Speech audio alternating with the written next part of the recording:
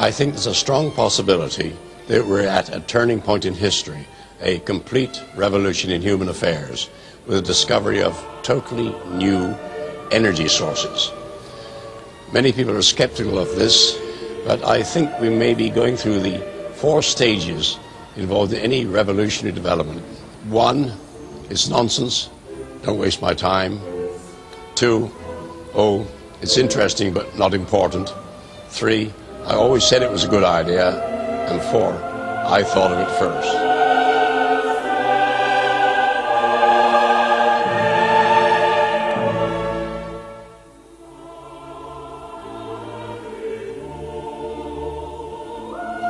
Can you imagine what it would be like if you could split water and run it into your engines?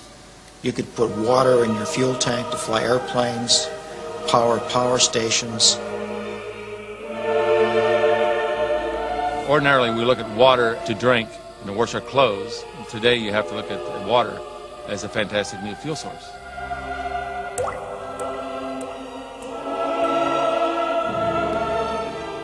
A world powered by water might seem like a dream, a pure fantasy. But 100 years ago, that is exactly what the men of steam would have thought about a world powered by oil.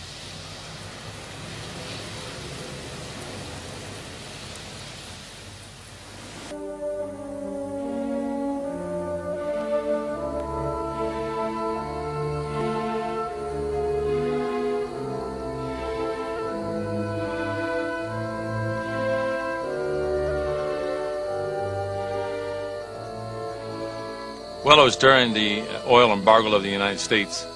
It alarmed me that a little country over in the Far East could actually cripple the United States. And realizing that the entire industrial base of the United States and the world is based on the supply and the utilization of energy, it became imperative that we must try to bring in an alternate fuel source and do it very quickly. Of course, I thought originally with the right type of funding, we could possibly get it in within 6 months. But reality shows that the 12 to 15 years was more correct in its projection. Back in the 70s, Stan Maier set out single-handedly to solve America's energy problems. He decided to do it using water, the world's most abundant storehouse of hydrogen, which is a far more powerful fuel than oil. For 15 years, Maier has been fighting to get his inventions taken seriously. Most inventors have to be a loner. You have to be somewhat thick-skinned and don't rely on other people to support you, because they will not. More times than not, an invention is really stolen from the inventors. Even in my prior development of high technology, I've had patents taken from me. I learned from the School of Hard Knocks to be very cautious. Maier has always stood out against the crowd. He has no formal qualifications as a scientist, because he didn't wait to graduate from high school, leaving early to go straight into research at the high-powered Battelle Institute in his native Ohio. Now he works full-time as a private inventor. He's built a device with potentially revolutionary implications. There is nothing startling about a machine that can extract the hydrogen from water. What is highly unusual is that it should do so with ordinary tap water.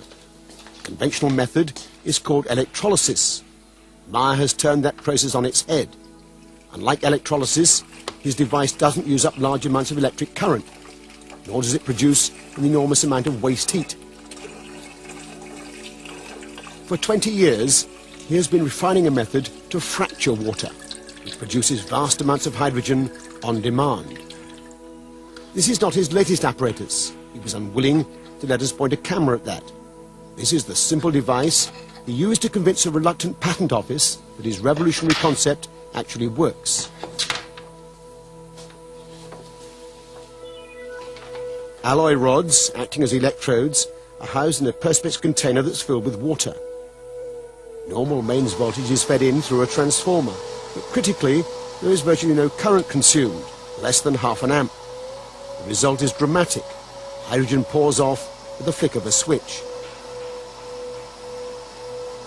Maier claims the key is his electronics, which pulses electricity rapidly across the rods at up to 20,000 cycles per second. In a way that's not readily apparent, this process transforms the equation. Whereas in conventional electrolysis, 3 times as much energy is consumed as is produced in the form of hydrogen fuel, in Mars apparatus, the reverse is true. It appears to produce several 100% more energy than it consumes. Stan has something that's characteristic of the people that sound like they've done something to tap zero-point energy. Has high frequency, high voltage, and there's a combination of the two at which something occurs. With Chernetsky in Russia, it was what he called a self-sustaining discharge. The tube would run by itself. When Stan gets this effect, the amount of hydrogen and oxygen that are emitted off these two electrodes is a step function. It almost boils the water. If I did this with standard electrochemicals, I need current, and the water should rise a degree every couple of seconds. With Stan's, it'll run for a half hour, and the water temperature hasn't changed. Something's different. Maier demonstrates this repeatedly without any difficulty, and yet on the face of it, it represents an extraordinary revolution. His measurements over the years suggest 1,700% greater efficiency than conventional electrolysis. And if he's to be believed, he's getting much better results from his latest, still secret invention. Well, I first got involved with Stan Maier when I went over there with a couple of colleagues to look at his water-splitting device. And so we arrived at Stanley Maier. He had a demonstration cell. We filled it with tap water. In fact, I did that myself. And he switched it on, and almost instantly there were 3 jaws dropped because of the rate at which the gas poured off. It was quite spectacular. Whatever energy source Stan Maier had tapped, it was not explicable by the electric power that was going into it. So something was powering it outside of conventional wisdom. There is no question that the gas coming off in such abundance is hydrogen. Maier ignites it to produce a high-temperature flame able to cut through metal. Stanley Maier has faced a lot of difficulties. He's 3 times tried to launch the device, produced press conferences, had the technical press round, but he's been almost universally slated. In the early days, very much so, they just ridiculed the whole idea. He's getting a little more notice now because some scientists are getting interested. But by and large, science is very intolerant, particularly modern science. As with Tesla, Griggs and others, Maier's claims are so far outside the received scientific wisdom that they've been ignored by the majority of the scientific establishment. But then, Maier has ignored them too. He has poured his energies over the last 10 years into establishing recognition for his claims by getting international patents. In the processing, there was a great deal of difficulty in trying to process the legal paperwork in such a way as to allow the Patent Office to fully understand what was actually occurring. In one instant, we brought the water fuel cell to Washington, D.C., and of course I had tweaked it in such a way to produce an enormous amount of hydrogen and oxygen gas, and the patent examiner said, no, it will not work based on the electrolysis process. And when we turned it on and produced an enormous amount of hydrogen and gas, the examiner finally realized that we were doing exactly that, and went out in the hallway and started screaming and hollering to everybody on the floor, put out all your cigarettes, hydrogen's in the building. So we started laughing and said, well, we certainly convinced everybody in the patent office that we can do what we said we can do. Even so, the US Patent Office dragged their feet for 3 years before granting patents on the hydrogen-producing device. Since then, against massive resistance, he's managed to get patents established throughout Europe and Japan. But the hydrogen machine was only the first step towards Maier's ultimate dream. If he gets it right, this application of his technology would change the 21st century in the same way that the Wright brothers and Carl Benz transformed the 20th. He is currently modifying a beach buggy to run on nothing but water. It doesn't have a petrol tank or even a hydrogen container. It has just a tank of water. He's invented a device called a water splitter to replace the spark plug. As the water is injected into the engine, Maier claims it's fractured into hydrogen and oxygen and then burned as fuel. Maier is working on a kit to modify any engine. He hopes to demonstrate it on this car within 12 months.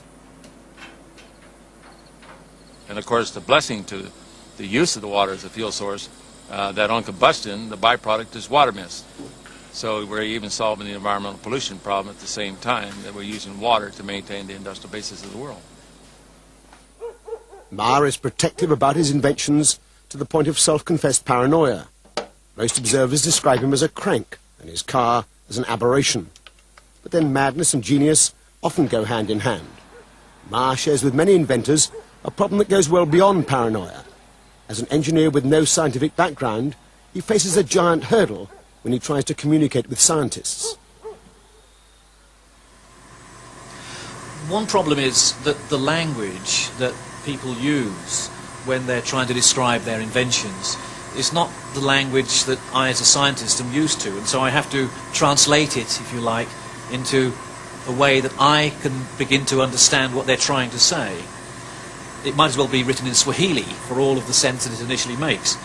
And so I'm not particularly inspired to put a lot more effort in the hope that the pearl of wisdom will reveal itself to me.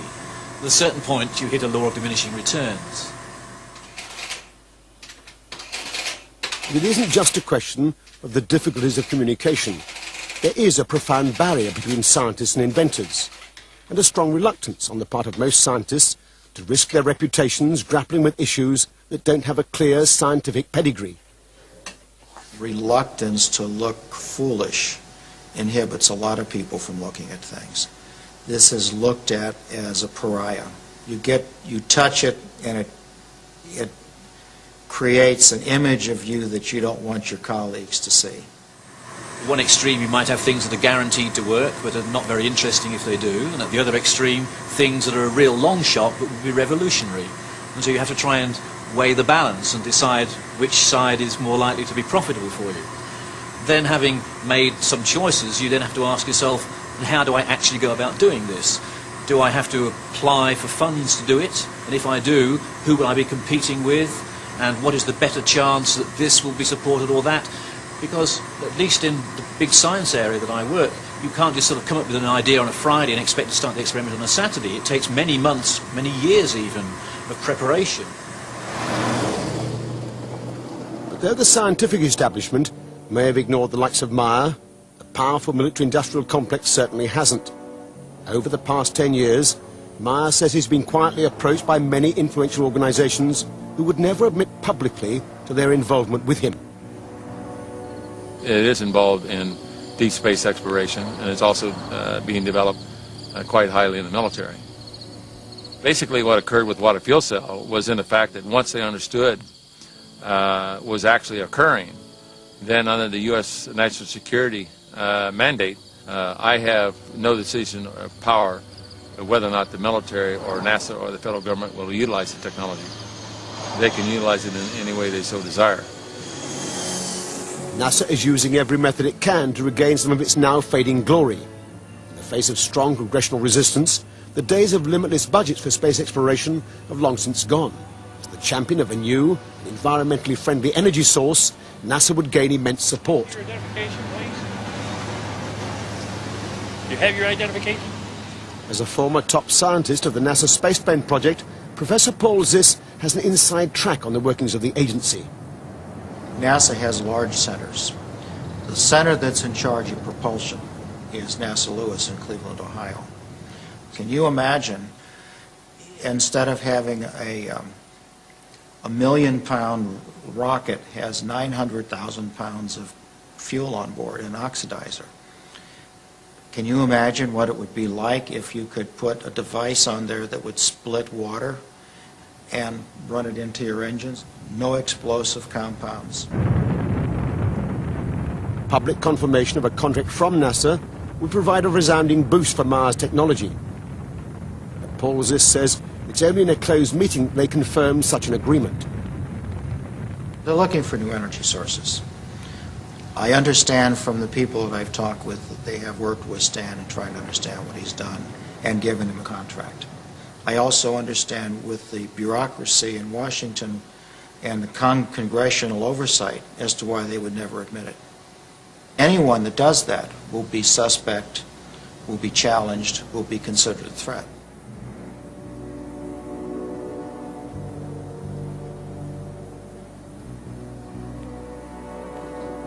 But if only a fraction of what Maier claims for his technology can be achieved, It would represent a vindication for NASA's involvement. It would also be a powerful threat to many entrenched vested interests. If Stan Maier's device works like he advertises, you would make energy available universally almost free. That is a major, major, major impact. When new technology comes in existence, there's a great resistance to it because it can affect a lot of economic factors. In this particular case in the United States, we pay out roughly about $200 billion a year for foreign oil. It's quite obvious that the Arabs would pay $200 billion to try to keep this type of technology out of the economy. And many times over the last decade, I have been offered enormous amounts of money to simply sell out or to sit on it. The Arabs offered me well over $1 billion cold cash simply to sit on and do absolutely nothing with it. My life has been threatened many times. Of course, I happen to believe in the power of angels. And if I don't believe in the power of angels, I don't believe I'll be around here too long. If the thing like Stan Maier has works, every piston engine, every gas turbine in the world today, if it had its converter, could run on it. With a little invention, we could get standalone devices to run all over the world. I think it would be what I would be concerned about is the people that sell energy would be essentially bankrupted. It's what happened to the Conestoga wagons when trains came, or to the Pony Express when the telegraph came in. They're going to wipe out an entrenched power base, and they may not go easily.